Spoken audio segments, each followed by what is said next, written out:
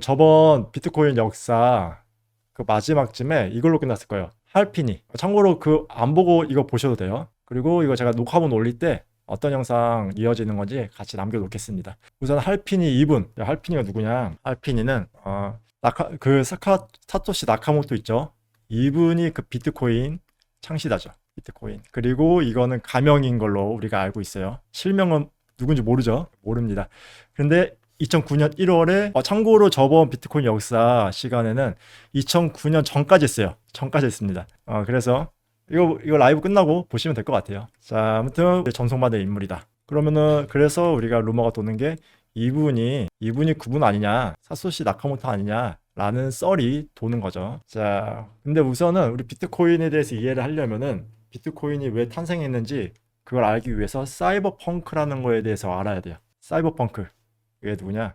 오늘은 그거를 한번 쭉 볼 거예요. 사이버펑크는 운동의 일환이에요. 그러니까 사이버펑크 이거 보시면은 매트릭스 영화 있죠? 블레이드 러너 영화. 이런 영화들이 사이버펑크의 일환이라고 생각하시면 돼요. 그래서 그거 뭔지 여기 간략하게 설명해 놨는데 일단 내용이 좀 어려워요. 근데 제가 최대한 쉽게 풀어서 역사적으로 누가 중요한지 다 남겨놓겠습니다. 우선 사이버펑크는 강력한 암호화와 개인정보 보호 강화 기술의 강법이한 사용을 사회적 정치적 변화에 영향을 미치는 수단으로 옹호하는 사람이라고 하죠. 무슨 말이냐?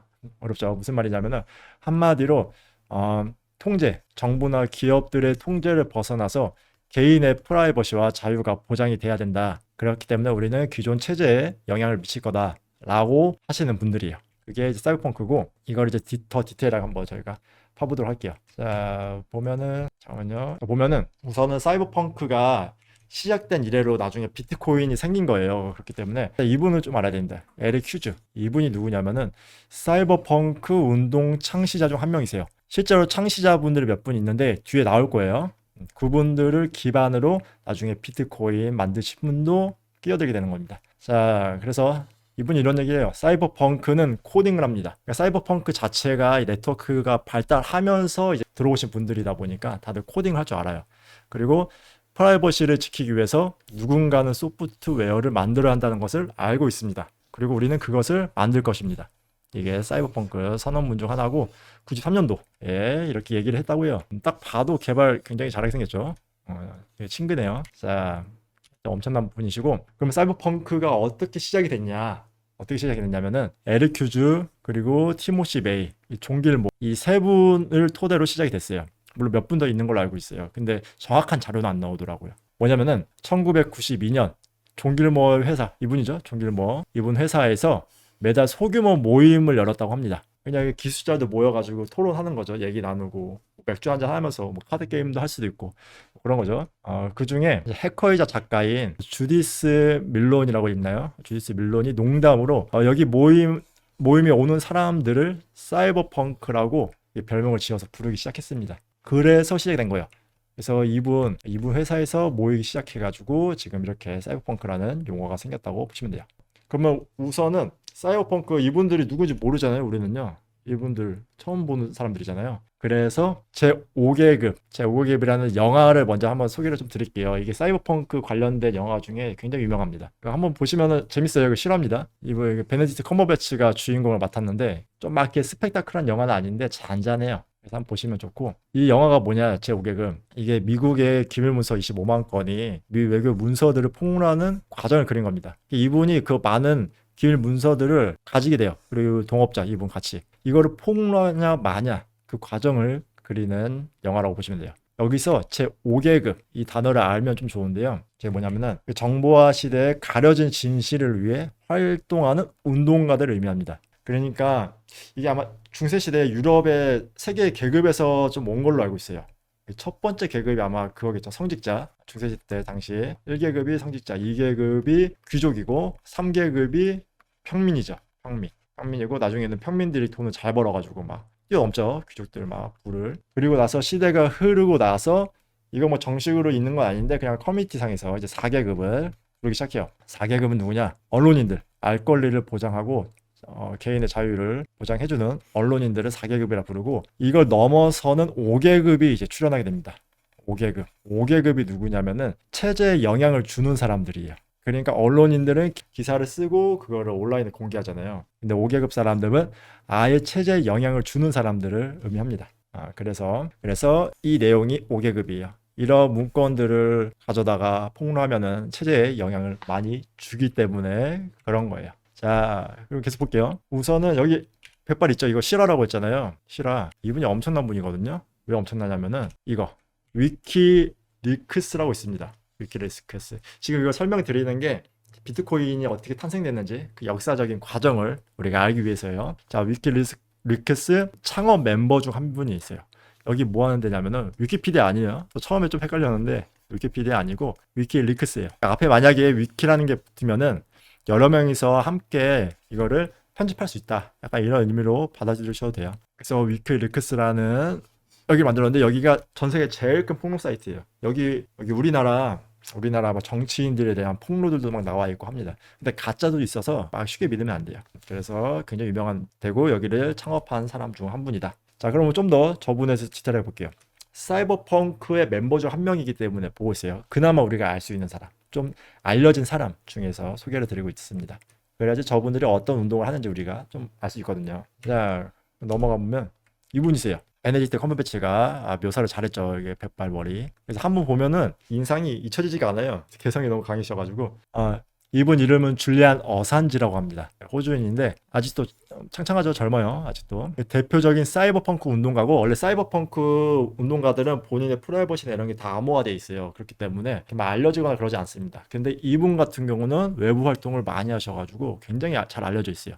그리고 위키리크스 있잖아요. 앞에서 봤던 거. 거기 창업자이기도 하니까 더 잘 알려져 있습니다. 자, 이분이 뭘 했길래 그러냐. 이분만 가지고도 콘텐츠를 만들 수 있을 정도로 굉장히 활동을 많이 하셨어요. 그래서 2006년 위키리크스를 설립을 했고요. 앞에서 봤던 사이트. 그리고 2010년.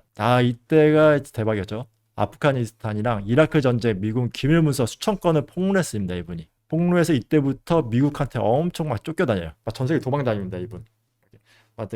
개발도상국 이런 데 가서 막 숨어서도 지내고 그러다가 영국한테 잡혀가지고 감옥살이 하다가 이분은 풀어주냐 마냐 그렇게 막 나라끼리 싸우고 있고 근데 그때 호주 정권에서는 이분을 막 빼오려고 뭐 그렇게 하진 않았나 봐요. 그러다가 이제 호주 정권도 바뀌면서 2024년 6월까지 미국을 피해서 막 도망가고 감옥에 가고 막 그러다가 호주 정권 바뀌면서 미국과 어떻게 죄에 대해서 협상을 해가지고 현재는 자유 몸이 됐다고 합니다. 그래서 사이버펑크의 대표적인 운동가로 우리가 잠깐 봤어요.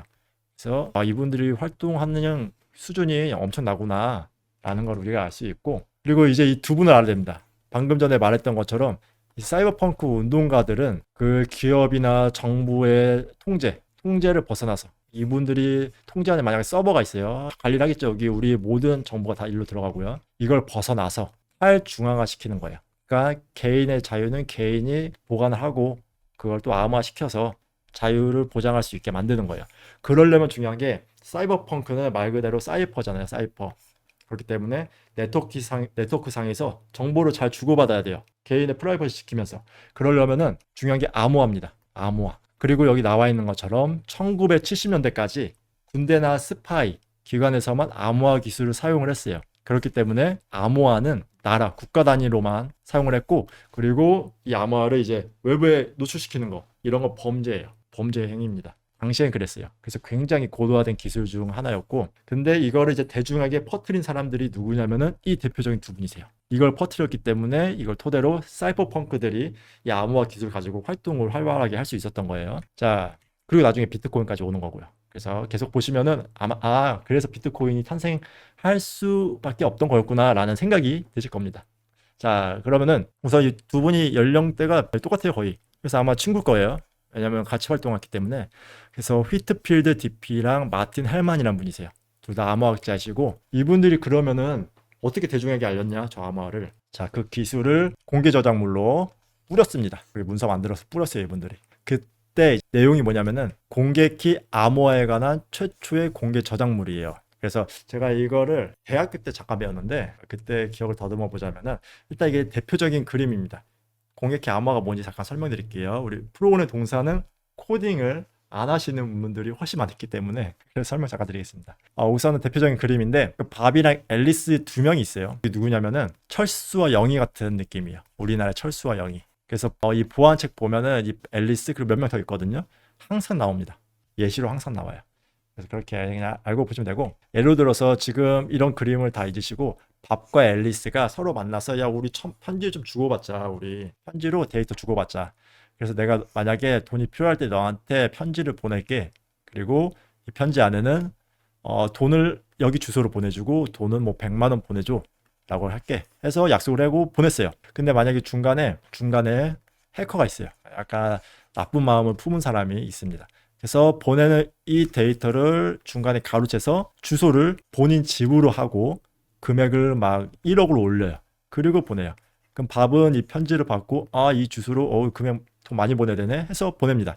그럼 그 해커 주소로 가겠죠. 이렇게 해서 해킹이 이루어져요. 당시에는. 그래서 이걸 어떻게 중간에 가로채지 못하게 만드냐, 그게 핵심이었어요. 그래서 앞에서 봤던 이 두 분이 그 방식에 대한 국가 기밀을 공개 저작물로 공개를 한 겁니다. 그래서 그 이름이 공개키 암호화인데, 이게 어떻게 구조가 이루어지냐면요. 우선은 밥과 앨리스가 있어요. 밥과 앨리스 있고 만약에 밥이 앨리스한테 메시지를 보내려고 해요. 그 전에 앨리스가 나한테 뭔가 보내려면은 내가 주는 키를 가지고 이 메시지를 암호화시켜서 보내라고 말을 합니다. 그래서 이 키를 밥한테 줬어요. 앨리스가 준 거예요. 그래서 야, 이 키는 공개 키니까 잃어버려도 되고 다른 사람한테 건네줘도 돼라고 얘기하고 준 거예요. 그래서 밥이 이제 앨리스한테 메시지를 보내고 싶어요. 그래서 안녕 앨리스 해서 이거를 이 키 가지고 이제 암호화를 시킵니다. 암호화를 시키면은 이상한 문자로 나타나요. 보통 이런 걸 해시 문자열이라고 하는데 이상한 문자로 막 만들어집니다. 만약에 여기에 한 글자만 바꿔도, 한 글자만 더 넣거나 바꿔도 이 문자가 완전 다 바뀌어요. 이런 식으로 암호화가 되는데, 이 키 있잖아요. 암호화만 시킬 수 있고 이 키를 가지고 다시 풀 수는 없습니다. 이거를 푸는 키는 누가 가지고 있냐? 앨리스 본인만 가지고 있는 비밀키가 있어요. 그렇기 때문에 이 양 키는 서로 쌍을 이룬 거죠. 그래서 이걸 받으면은 앨리스는 본인 키를 가지고 이걸 풀어서 메시지를 받습니다. 이런 암호 체계를 공개를 한 거예요. 당시에는 엄청나게 혁신적이었다고 해요. 그래서 네트워크 상에서 이제 안전하게 데이터를 주고받을 수 있게 된 거죠. 그래서 암호가 이렇게 나왔고, 자 그러면은 이제 그때부터 메일링 리스트라는 공간이 오픈이 됩니다. 이거 페이지인데 실제로는 당시 이런 페이지가 없었어요. 이건 나중에 만들어진 페이지고, 92년에 메일링 리스트 사이트를 만들었고, 종길모 그 아까 사이버펑크 있잖아요. 그 모임에서 만들어진 걸로 알고 있어요. 그렇게 만들어서 오픈을 했어요. 오픈을 해서 여기서 뭐 하냐? 말 그대로 그 메일링 리스트가 뭐냐면은 제 메일이 있고 푸동 메일이 있고 우리 구독자님들 메일이 있으면은 누군가가 메일을 보낼 때 얘기 나누고 싶게 메일을 다중으로 보낼 수 있는 거예요. 그 시스템입니다. 그 답장도 받고 이런 거 만든 거예요. 그래서 암호화, 컴퓨터 과학, 정치 및 기술적 토론을 위한 인터넷 포럼이었어요. 그래서 진짜 매일 주고받는 것밖에 없어요. 다른 기능은 없었고. 그래서 지금은 이게 역사 속으로 사라졌기 때문에 종길모어의 역사가 담긴 아카이브가 있습니다. 아카이브가 뭐냐면은 데이터 자체를 전부 저장해 놓은 저장소라고 생각하시면 돼요. 그래서 우리는 여기 아카이브 들어가서 구경할 수 있어요. 그래서 한번 저기 사이트 들어가 보죠. 보시면은 뭐 없어요. 굉장히 투박해요. 여기입니다. 여기. 참고로 여기에 비트코인 내용도 있어요. 저희 지금 비트코인 얘기하는 거잖아요. 비트코인 역사. 비트코인에 대한 내용들도 있습니다. 무슨 내용을 주고받았는지 모르겠지만 있어요. 자, 그래서 저런 암호화 기술도 발전하고, 그래서 사이버펑크가 저런 메일링 리스트를 만들어서 서로 커뮤니티 주고받게끔 만들었구나 생각하시면 됩니다. 근데 이제 저 메일링 저게 이제 엄청나게 큰 역할을 하게 돼요. 비트코인 탄생하는 데 중요한 역할을 하게 됩니다. 자, 그래서 우리가 이제 알아야 될 게, 메일 리스트 포럼이 갈수록 규모가 커져요. 그래서 1997년도에는 2,000명까지 커졌다고 합니다. 당시에 컴퓨터 보급률이 엄청 없던 걸로 생각하면은 진짜 몇몇 사람들만 컴퓨터가 있었을 거 아니에요. 근데 2,000명이 들어왔다고 했을 정도면은 진짜 어마어마하게 많이 들어온 거죠. 그리고 이때 이제 이 시점에 현대의 중요 인물들이 대거 사이버펑크로 끌어오게 됩니다. 다들 놀러 오게 돼요. 놀러 오다 보니까 여기 사이버펑크 운동 이거 좀 괜찮은데 해서 참여하게 돼요, 이분들이. 그럼 누가 들어오냐? 엄청 중요하신 분들 들어오는데, 비트코인을 탄생하게 만드는 장본인까지는 아니어도 몇몇 사람들이 생기게 됩니다. 줄리안 어센지, 이분은 앞에서 설명했죠. 유명하신 분 한 분. 그리고 웨이다이란 분과 할핀이란 분. 웨이다이도 뒤에서 설명할 거고요. 엄청 유명하신 분이고, 그리고 이분도 유명하신 분이고, 이분 한 분 한 분 가지고 스트리밍을 할 수 있을 정도로 역사가 깁니다. 자, 그리고 더 있어요. 닉사보. 닉 사보가 진짜 중요한 인물인데 이분도 뒤에 설명드릴게요. 비트코인의 거의 기술적인 초반을 먼저 얘기하신 분 중 한 분이세요.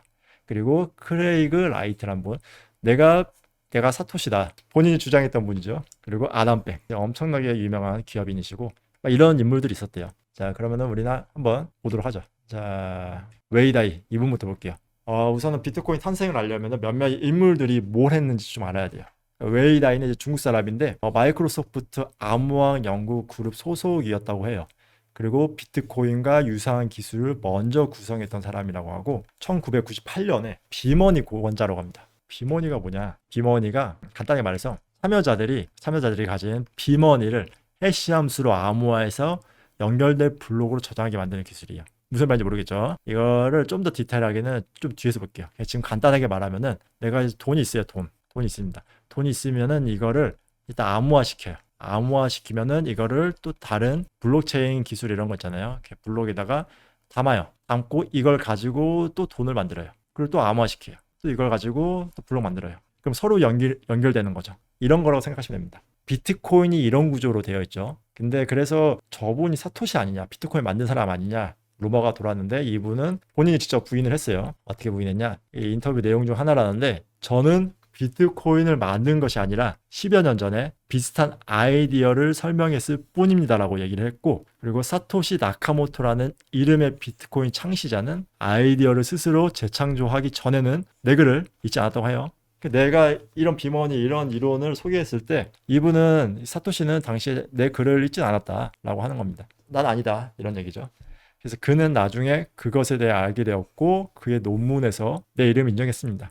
그래서 사토시는 나중에 먼저 이 기술을 얘기한 사람이 있다는 걸 알게 돼서 논문에서 인정을 했다고 했고, 그래서 프로젝트와 연결성이 상당히 제한적입니다. 나 아닙니다. 이렇게 얘기한 거예요. 나 아니라는 거죠. 자, 그래서 저분도 굉장히 중요하고, 자, 그리고 나서 이분은 지금 98년도에 비머니 고안자고 기술이 계속 발전해야 됩니다. 아직 비트코인 나오려면은 기술이 부족해요. 그래서 그 다음에 우리가 알아야 될 사람은 할피니 이분이세요. 할피니. 맨 처음에 나왔던 할피니. 그 사토시한테 CPTC죠. 전송받은 인물. 할피니. 이게 할피니 이분은 사토시와 공동 개발자 아니냐, 동료 아니냐, 막 이런 얘기가 도는 거죠. 왜냐하면 비트코인을 사토시가 10BTC 보내줬잖아요. 괜히 보내준 게 아닐 거 아니에요. 그냥 야, 우리 비트코인 다 만들었는데 너 가상 지갑에 코인 전송되는지 테스트 좀 해보자. 네 지갑에다 테스트 좀 해보자. 이렇게 보낸 걸 수도 있고요. 제 뇌피셜입니다. 이분이 뭐랬냐? 2004년 재사용 가능한 작업 증명을 개발했습니다. 저게 뭐냐? 간단하게 설명드리면은 재사용 가능한 작업 증명이 뭐냐면은 지금 줄여서 이렇게 말해요. RPOW라고 부른대요. 이거 뭐냐면은 만들어진 토큰을 사용된 적이 있는지 중복인지 등을 중앙 서버에 관리하여 이중 유출을 방지하는 겁니다. 무슨 말이냐면은 이 토큰이 곧 코인이라고 생각하시면 돼요. 코인. 그래서 이 토큰은 굉장히 이상한 문자들로 구성이 이루어져서 이걸 함부로 빼가서 어떻게 풀거나 그러지 못해요. 근데 중요한 거는 이거를 복사 붙여넣기 하면은 컨트롤 C, 컨트롤 V 누르면은 물론 이렇게 막 눌러지는 거 아닌데 누르면은 막 복사가 되잖아요. 엄청 복사가 될 거예요. 그러면 코인을 무한대 생성할 수 있죠. 이걸 방지하기 위해서 이 사람이 중앙 서버를 만들면은 토큰이 생성될 때마다 여기에 저장해 놓는 거예요. 그리고 이 토큰이 코인이라고 말할게요. 이분이 코인을 만든 거 아니에요. 코인이 쓰인 적이 있냐 아니면 중복으로 또 누군가 만든 거냐 이런 걸 체크를 합니다. 체크를 해서 중복으로 생성되거나 이런 거를 방지하는 거예요. 이런 걸 만드신 분이세요. 근데 중요한 거는 비트코인은 탈중앙화가 목적이잖아요. 근데 이거는 지금 중앙 서버에서 관리를 하잖아요. 그러니까 탈중앙화까지는 안 된 거예요. 아직은 안 된 겁니다. 그래서 이분이 이거를 언제 만들었냐? 2004년에 이거를 개발했다고 해요. 자, 그러면은 이제 알아야 될 이분이세요. 닉 사보라는 분입니다. 2004년에 저 작업 증명도 나왔고 했으니까 이제 더 발전해서 닉 사보라는 분이 다들 사이버펑크 뭐 관련된 인물들이죠. 컴퓨터 과학자, 법학자, 암호학자, 법학자도 껴있네요. 대단하네요. 인문학까지. 아무튼 이분이 1998년에 창안을 합니다. 뭐 정식으로 이런 기술을 제안한 건 아니고 그냥 창안만 했는데 그게 두 가지예요. 비트골드라는 것과 비트코인이 아니에요. 골드예요. 그거에 대한 원조이고 스마트 계약. 지금의 이더리움으로 생각하시면 됩니다. 그거를 이제 창안하신 분이세요. 창안을 하고 있다가 이제 계속 기술 개발을 했나 봐요. 그래서 2005년에는 비트골드라는 거를 제안을 하세요. 그래서 이분이 스마트 계약과 비트골드, 특히 스마트 계약 이걸 발표하는 영상도 있더라고요. 이거 영상인데 이거 제목이 뭐 블록체인 스마트 계약 뭐 그런 거죠. 어느 회사에서 진행했나 봐요. 그래서 이런 게 있고 지금 한글 자막이 없어서 아마 보기는 좀 쉽지 않을 거예요. 그래서 참고로만 이런 게 있다 알고 계시면 될 것 같고 그러면은 좀 비트골드 방식이 뭐냐 보도록 할게요. 비트코인과 가장 유사한 방식의 분산형 디지털 통화라고 보시면 돼요. 이게 뭔 말이냐? 메커니즘만 알면 됩니다. 이게 거의 비트코인과 유사해요. 우선은 채굴이라는 게 있어요. 채굴. POW라고 합니다. 아까 전에 작업 증명 할피니가 한 거는 RPOW였잖아요. 이건 POW야. 탈중앙을 해야 되거든요. 중앙 서버에서 관리하는 방식이 아닌 거예요. 이걸 가지고 작업 증명을 하는데 우선은 비트골드의 방식에서는 비트골드 코인이 아닙니다. 비트골드 이분 닉사보님이 만든 거 지금 얘기하고 있어요. 이분이 만든 거 암호화 퍼즐 생성이 돼요. 일단 생성을 하려면은 야 우리 퍼즐 이제 풀자 할 때 네트워크로 막 채굴자들이 참여할 거예요. 여기서 채굴자들은 솔버라고 부른대요. 솔버라고 부른대요. 참여를 합니다. 참여하면 이분들의 동의가 있으면은 새로운 문제가 생성이 돼요. 그러면 이제 다들 연산을 막 돌려서 문제를 누가 더 빨리 푸냐 대결하는 거예요. 그래서 막 문제 풀어가지고 보시면은 솔버들은 암호화 퍼즐을 푸는데 많은 연산을 투여한다고 되어 있죠. 그래서 막 풉니다. 풀어요. 그리고 나서 만약에 누군가가 풀었어요. 풀었으면 끝난 거예요. 예, 풀었으면은 토큰 그러니까 코인 받는 거예요. 보상으로요. 받고 솔버는 개인 키로 해답에 설명하고 솔루션과 공개 키를 함께 공개합니다. 그래서 제가 앞에서 암호화에 대해서 설명을 했던 거예요. 무슨 말이냐면은 방금 문제가 있었고 채굴자들 솔버들이 막 참여했어요. 네트워크에. 근데 이분이 먼저 풀었어요. 풀어가지고 보상을 받으면은 이분은 본인의 키, 개인 키를 가지고 암호화를 시키고 그리고 인터넷 이 네트워크 상에 내가 이거 문제 풀었다. 그래서 너 이거 만약에 내가 이 문제 정확히 푼 거고 그리고 내가 누군지 알고 싶으면은 내가 공개한 이 공개 키를 가지고 각자 내가 암호화시킨 이거를 풀어라. 그럼 나의 정보나 내가 진짜 문제를 잘 풀었는지 볼 수 있다. 라는 거예요. 이렇게 되는 겁니다. 그러면은 이제 사용자끼리 이제 그 토큰이 막 중복으로 생성되거나 그러지도 않고 내가 정말 문제를 풀어가지고 코인을 받았다라는 게 보상이 되는 거죠. 자, 무결성이 유지가 되는 거예요. 자, 그래서 검증 단계에서 이제 다른 참여자들은 솔루션과 공개 키를 사용하여서 제대로 풀렸는지와 솔버의 신원 검증을 할 수 있게 되는 겁니다. 그리고 나서 이제 솔버가 풀었으면 이제 기록을 하겠죠. 기록을 할 때 해결된 문제는 타임 스태프와 함께 타임 스태프가 시간 말하는 거예요. 문제 푼 시간 함께 공개 원장에 기록되어 이후에 퍼즐 생성에 사용되어 체인으로 연결됩니다. 무슨 말이냐면은 방금 블럭을 하나 그려볼게요. 블럭 있으면은 막 채굴적으로 와가지고 풀었어요. 풀어서 이 솔버가 이제 코인을 얻었고 그러면은 이제 이걸 가지고 본인의 개인 키로 암호화를 시켰어요. 암호화를 시켰으면은 타임 스탬프 이 푼 시간과 함께 기록이 되는 거예요. 그럼 다른 솔버들은 그거를 이제 공개 키로 열어서 누가 풀었고 어떻게 풀었는지 볼 수 있는 겁니다. 그리고 나서 다들 이제 나 문제 또 만들어자고 동의를 할 때 반복되는 거거든요. 동의를 하면은 또 문제 생성되고 이 문제 생성될 때 여기서 이제 암호화 시킨 것과 타임스탬프 그 토큰과 같이 함께 문제가 새로 생성이 되는 거예요. 그리고 이게 또 풀려요. 그럼 또 누군가가 키 가지고 또 암호화 시키고 타임스탬프 같이 해가지고 또 다른 블럭이 또 만들어지고 서로 엮여 있는 거죠. 계속 엮여 있는 거예요. 이렇게 계속. 그래서 이런 식으로 블록체인 생성이 되고 이러면 뭐가 되냐? 탈중화가 되는 거죠. 중간에 관리하는 사람 없이 이렇게 참여자들 문제 풀고 키로 암호화 시키고 그리고 다들 동의하에 또 다른 문제를 만들고 또 풀면 또 암호화 시키고 이렇게 계속 엮이니까 무결성이 유지가 되는 거예요. 자, 이런 거 만든 사람입니다. 쉽지 않죠? 살짝 좀 어렵죠? 이때가 그림으로 비트코인 한번 볼게요. 그래서 저 방식이 비트코인과 거의 유사해요. 거의 유사합니다. 그래서 이런 썰이 돌아요. 그러면은 이분이 나중에 기술 더 발달해서 비트코인 같이 만든 거 아니야? 라고 얘기를 하는데 뭐 그거에 대한 언급은 없어요. 근데 이 나다니엘 포퍼라는 분이 있습니다. 기자인데 금융과 기술을 다룬 뉴욕타임즈 기자예요. 근데 이분이 그 얘기를 해요. 나다니엘 포퍼는 뉴욕타임즈에 가장 설득력 있는 증거는 닉 사보라는 헝가리계 미국인을 가리킨다 라고 합니다. 무슨 말이냐면은 왜 그렇게 가리키냐? 2008년 비트코인이 출시되기 전에 사보는 자신의 블로그에 가상화폐의 라이브 버전을 만들겠다는 의도에 대한 코멘트를 썼다고 합니다. 내가 비트코인 만들겠다 이런 것보다는 가상화폐 라이브 버전 만들겠다. 사람들이 쓸 수 있는 버전 만들겠다. 라는 코멘트를 썼다고 해요. 그래서 기자분이 저분이 비트코인 만든 사람이다. 라는 루머를 만들었다고 볼 수 있어요. 자, 그래서 보면은 저런 과정을 거쳐서 이제 비트코인을 만들 수 있는 기술 기반들이 다 만들어졌어요. 그래서 모든 기술이 갖춰지고 드디어 비트코인이 발명되다. 그래서 2008년 10월. 그런 저런 이제 이거는 메일리스트에 올라온 거 아니고 메토 우드인가요? 뭐라고 있죠? 사이버펑크 아머 커뮤니티에 올라왔다고 합니다. 여기도 사이버펑크. 그래서 사토시 나카모토라는 분이 2008년 10월에 만들었고 그때 당시에 논문을 여기에 올리는데 그 논문 이름이 비트코인이죠. 그래서 한번 보면은 뭐 없어요. 저 사이트에. 비트코인 저거 글만 있는데 이런 글입니다. 그래서 뭐 비트코인 이런 거 만들었으니까 밑에 한번 봐라. 논문이 있다. 그래서 이렇게 볼 수 있는 겁니다. 그리고 엄청 짧은 논문이죠. 짧은 논문인데 이 논문에 그렇게 엄청난 값어치가 들어가 있는지 다들 늦게 알았죠. 자, 이렇게 됐고 그럼 비트코인 최고 방식이 뭐냐? 그림으로 가졌어요. 아까 글로만 돼 있어서 좀 헷갈렸죠. 이렇게 되는 거예요. 간단하게 보시면은 일단은 탈중앙 방식으로 작업 증명이 이루어지는데요. 작업 증명이니까 코인이 여러 개 생성되지 않게끔 막는 기술이죠. 10명의 사람들이 블록 채굴에 참여를 합니다. 하면은 블록 있으면 막 채굴해요.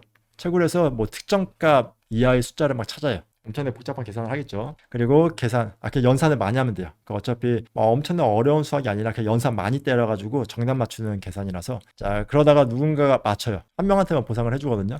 맞추면은 한 개의 블록이 생성이 된 거고 그리고 나머지 사람들 9명은 시간만 낭비하겠죠. 전력비랑 시간만 낭비하고 그리고 또 다른 블록이 생성이 되니까 그때 또 채굴 준비해서 채굴에 들어갑니다. 이렇게 해서 반복되는 거예요. 이 순환 루프예요. 그리고 이 네트워크 상에 채굴자가 많아지거나 막 그러면은 채굴한 난이도가 올라간다고 하잖아요. 채굴도 계속 되고 그리고 네트워크 상에 채굴자들이 많아지고 이러면은 이 채굴 난이도가 계속 올라가요. 자동으로. 그렇게 설계가 되어 있습니다. 자, 그래서 비트코인 역사도 여기까지 봤고 아직 얘기할 게 많아요. 비트코인이 할 게 정말 많아요. 그렇기 때문에 나중에는 저런 앞에서 봤던 이런 인물들 한 분 한 분에 대해서 더 자세하게 또 소개를 드려볼 수 있겠네요. 자, 그래서 비트코인 얘기는 여기까지 하면 좋을 것 같아요.